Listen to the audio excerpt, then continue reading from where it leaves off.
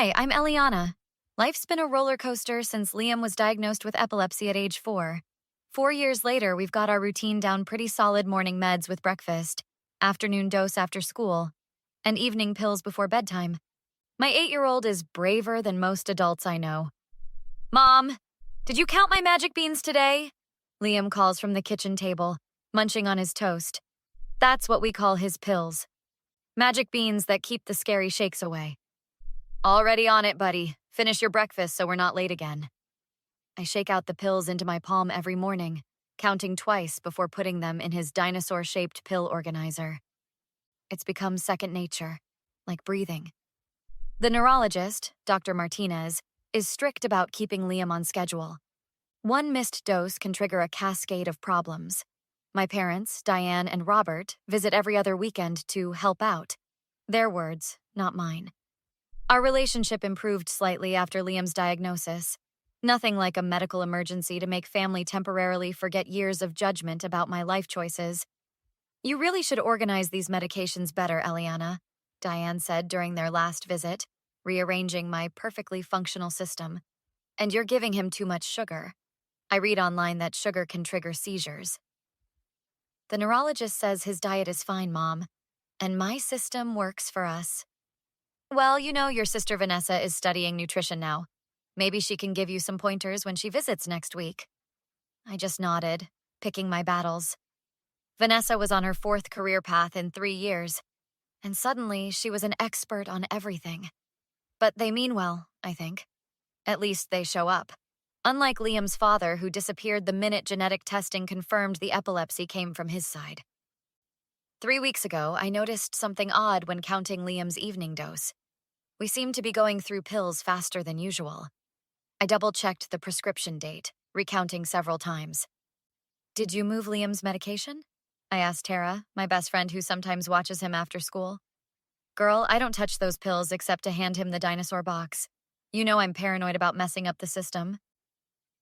After my parents' latest weekend visit, I counted again and felt my stomach drop. 14 pills missing.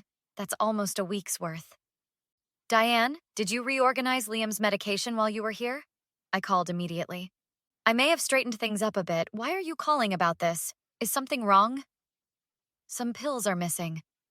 You probably miscounted. You're always so scattered, Eliana. That night, Liam woke me up at 3 a.m., his small body rigid beside me, eyes rolled back. The seizure lasted 3 terrifying minutes, his first breakthrough seizure in nearly a year. It's okay, baby. Mommy's here, I whispered, timing it with shaking hands while following the emergency protocol. In the ER, the attending physician asked the question that made my blood run cold. Has he been taking his medication consistently? That's when I knew someone had been taking my son's life-saving medication, and I had a sickening feeling I knew exactly who was responsible.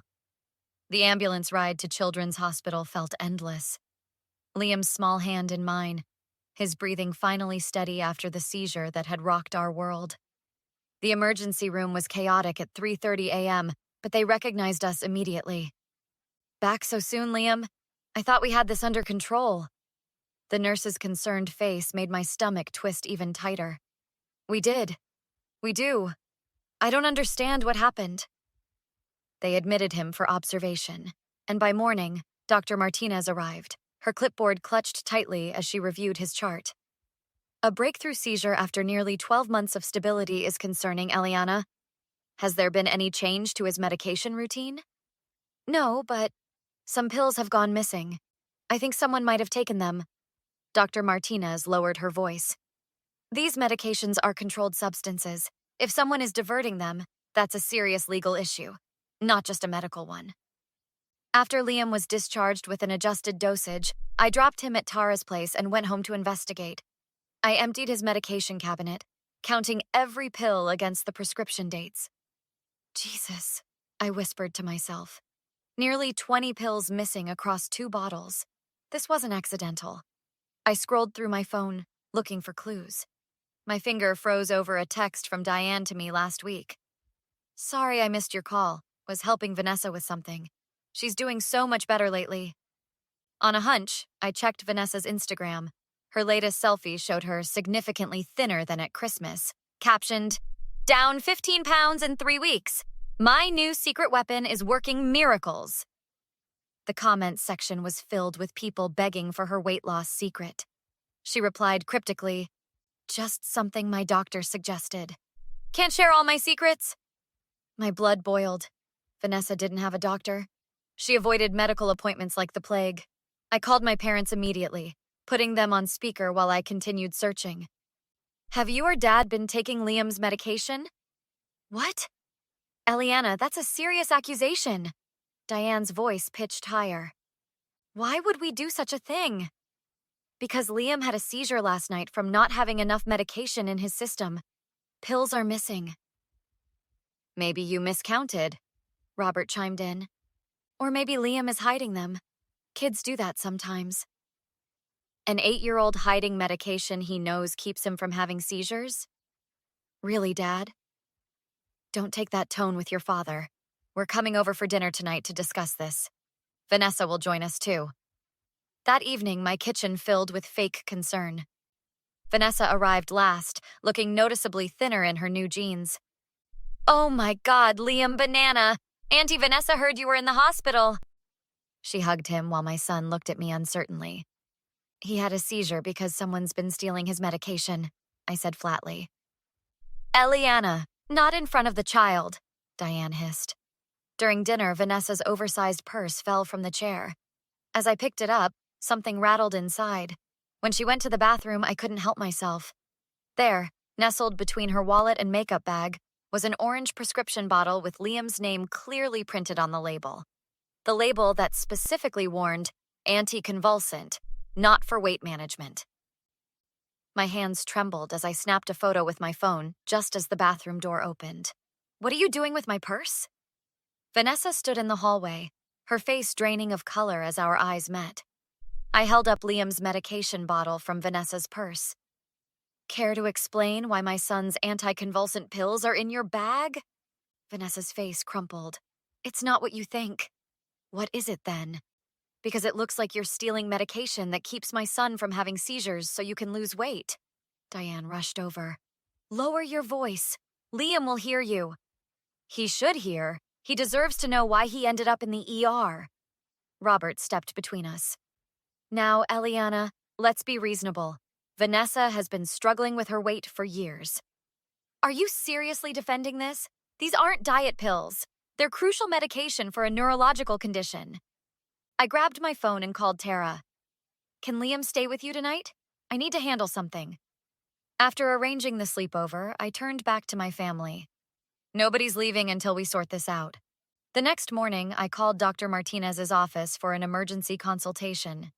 These medications could cause serious heart problems, kidney damage, even cognitive issues in someone without seizures, Dr. Martinez explained. Not to mention the legal implications. This is a controlled substance. "I need to document this," I told her. "They'll deny everything." That weekend, I set my trap. I installed a tiny camera disguised as a smoke detector above Liam's medication cabinet. I counted and marked each pill with a UV pen, invisible unless under blacklight. Sure enough, when Diane and Robert came for their usual Sunday visit, the camera caught Diane slipping into the bathroom. She opened the cabinet, pocketed several pills, then carefully rearranged the remaining ones to hide the theft. I invited Vanessa over the following day, my phone recording in my pocket. "We need to talk about the pills." Vanessa sighed. "Fine. They help me lose weight. Mom said it would be fine to take just a few." "Do you even know what these are? What they do to your body?"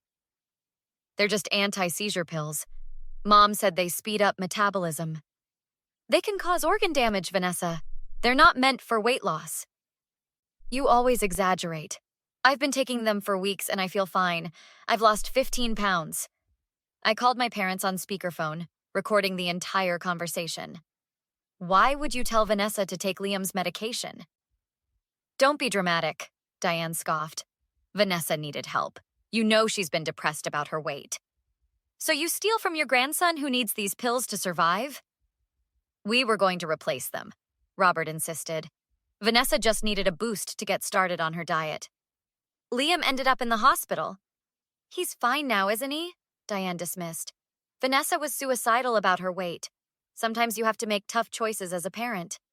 Yeah, like choosing which grandchild matters more. I compiled everything.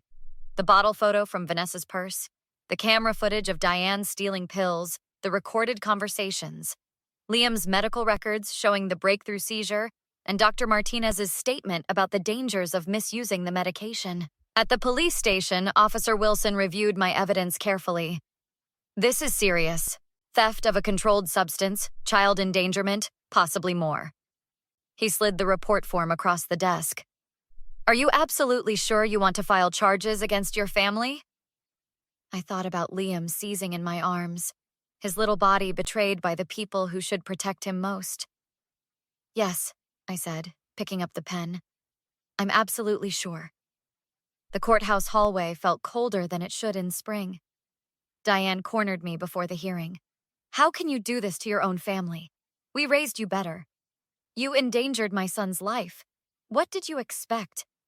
It was just a few pills. Vanessa needed them more. The prosecutor, Miss Jenkins, reviewed the evidence later. The video is compelling. With the medical documentation of your son's seizure, we have a strong case. The local news broke the story that evening. 3 family members charged with theft of a child's seizure medication for weight loss purposes. My phone exploded immediately. You went to the media? How could you? Robert shouted. I didn't. Police reports are public record. Within days, Diane lost her church group position. Robert's golf buddies suddenly had no room in their foursomes. Then Vanessa landed in the ER. Your sister's experiencing cardiac arrhythmia, Dr. Chen explained when I arrived. Likely from anticonvulsant abuse? Her kidney function is concerning. Vanessa looked terrible, hooked to monitors. I didn't know they could do this. Mom said they were safe. Maybe next time listen to actual doctors instead of Diane's Facebook medical degree. I'm sorry about Liam. I really am. The plea deals came through a month later. Vanessa got probation and community service. Diane and Robert faced weekend jail time, fines, and 3 years probation. Liam and I moved to a new apartment with serious security. My new medicine safe required both a key and fingerprint. Our pharmacist, Mr. Patel, became our ally. I've flagged Liam's file. Only you can pick up prescriptions, and we'll do pill counts at every refill. Diane called constantly after sentencing. When can we see Liam? He's our grandson. Once a month supervised at the Family Visitation Center. Those are the terms of your probation and my terms, too. That's for criminals. Funny how that works out. 6 months later, Liam remained seizure-free. We celebrated with Tara at the zoo. Mom, is Grandma ever coming to our house again? Liam asked. Not for a very long time, buddy. Good. I didn't like how she always messed with my magic beans. At home, I found a letter from Vanessa's rehab center. She'd started addressing her body image issues. Robert had lost his position on the neighborhood council. Diane was no longer welcome at her bridge club.